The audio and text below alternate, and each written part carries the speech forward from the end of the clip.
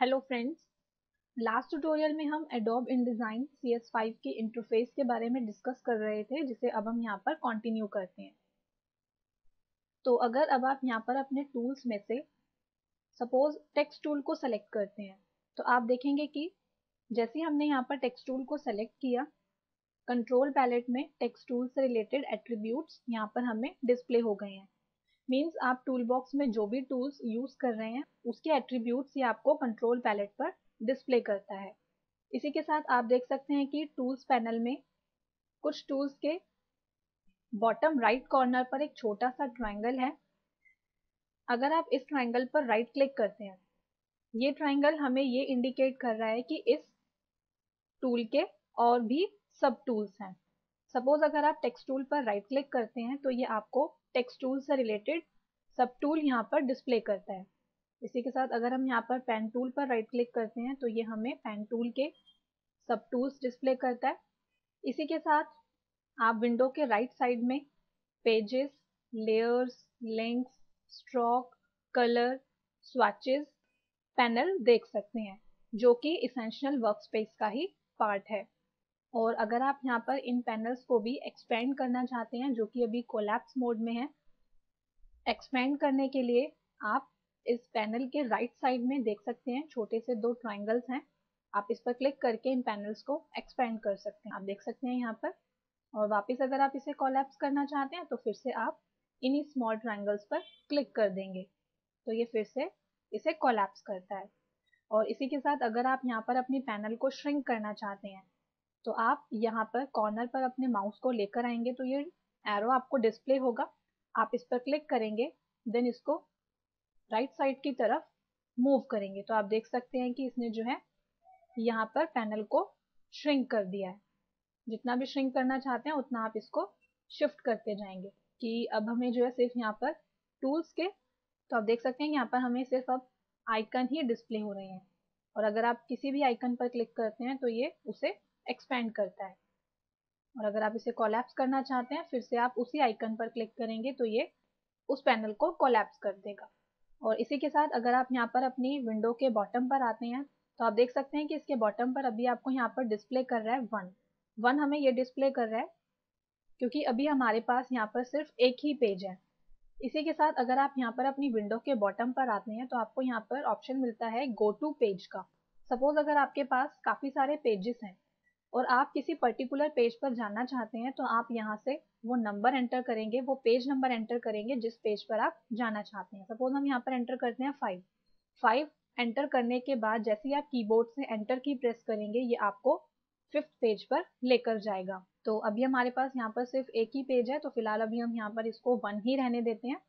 और इसी के साथ आप यहाँ पर देखेंगे, यहाँ पर ये आपको 1 के लेफ्ट हैंड साइड पर आइकन नजर आ रहा है, जिसकी हेल्प से आप प्रीवियस पेज पर जा सकते हैं। और अगर आप राइट साइड में देख सकते हैं तो आप इसकी हेल्प से नेक्स्ट पेज पर जा सकते हैं। और अगर आप डायरेक्टली फर्स्ट पेज पर आना चाहते हैं लास्ट पेज से, तो आप इस आइकन पर क्लिक करेंगे। और अगर आप फर्स्ट पेज से डायरेक्टली लास्ट पेज पर आना चाहते हैं तो आप इस वाले बटन पर क्लिक करेंगे। और इसी के साथ सपोज अगर आप किसी भी पेज से डायरेक्टली फर्स्ट पेज पर आना चाहते हैं तो आप इस वाले बटन पर क्लिक करेंगे।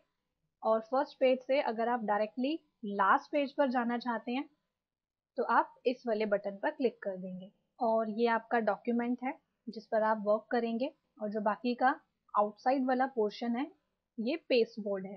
पेस्ट बोर्ड का मीनिंग है कि अगर आप कुछ भी डिजाइन कर रहे हैं और आप उस स्टफ को प्रिंट नहीं करना चाहते हैं तो वो आप पेस्ट बोर्ड पर रखेंगे। मीन्स टेम्परेरी आप उसको पेस्ट बोर्ड पर रख सकते हैं अगर आप उसका प्रिंट नहीं लेना चाहते हैं। बट अगर आप उस स्टफ का जो आपने डिजाइन किया है उसको आप प्रिंट करना चाहते हैं तो आप उस स्टफ को अपने डॉक्यूमेंट पर रखेंगे, तो ये उसका प्रिंट आपको डिस्प्ले करेगा। और अगर आप अपने डॉक्यूमेंट को पीडीएफ में एक्सपोर्ट करना चाहते हैं तो भी आप उसे अपने पेज पर ही रखेंगे। इन शॉर्ट आप ये ध्यान रखेंगे कि जो भी स्टफ आपके डॉक्यूमेंट के बाहर होगा, मीन्स पेज बोर्ड पर होगा, ये उसका प्रिंट नहीं लेगा। और अगर आप किसी भी स्टफ को प्रिंट करना चाहते हैं तो आप उसे अपने डॉक्यूमेंट पर रखेंगे तो ये उसी का ही प्रिंट आपको डिस्प्ले करेगा, अदरवाइज नहीं करेगा। और ये आपका डॉक्यूमेंट है जिस पर आप वर्क करेंगे। और जो ये बाकी का एरिया है इसे पेस्ट बोर्ड कहते हैं। पेस्ट बोर्ड का मीनिंग है अगर आप कुछ भी डिज़ाइन कर रहे हैं और आप उस स्टफ को प्रिंट नहीं करना चाहते हैं तो वो आप पेस्ट बोर्ड पर रखेंगे, बिकॉज जो भी स्टफ पेस्ट बोर्ड पर होगा और अगर आप उसे अपने डॉक्यूमेंट में प्रिंट नहीं करना चाहते हैं, बिकॉज जो भी स्टफ पेस्ट बोर्ड पर होगा और जब भी आप अपने डॉक्यूमेंट को प्रिंट करेंगे तो वो प्रिंट में नहीं आएगा।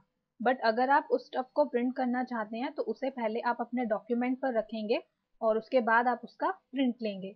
और इसी के साथ आप यहाँ पर ये भी ध्यान रखेंगे कि अगर आप अपने डॉक्यूमेंट को पीडीएफ में एक्सपोर्ट कर रहे हैं तो वो भी आपके पेज पर ही होना चाहिए। और इसी के साथ आप देख सकते हैं कि आपके डॉक्यूमेंट के चारों तरफ ब्लैक कलर की लाइन है आपके पेज के चारों तरफ, जो कि एज ऑफ द पेज है। और डॉक्यूमेंट के अंदर जो पिंक लाइंस हैं, जो आप देख सकते हैं कि टॉप पर और बॉटम पर जो ये पिंक लाइंस हैं, ये मार्जिन गाइड्स हैं।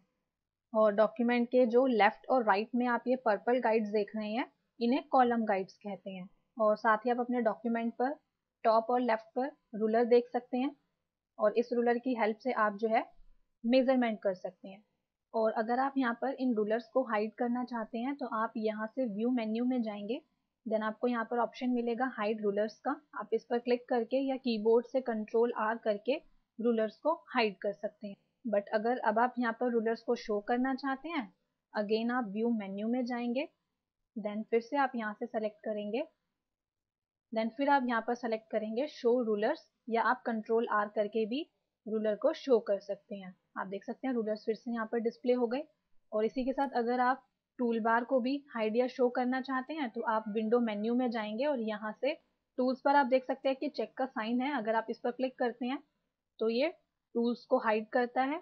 बट अगर आप इसको फिर से अनहाइड करना चाहते हैं, अगेन आप विंडो मेन्यू में जाएंगे और टूल्स पर क्लिक कर देंगे तो ये टूल्स को अनहाइड करता है।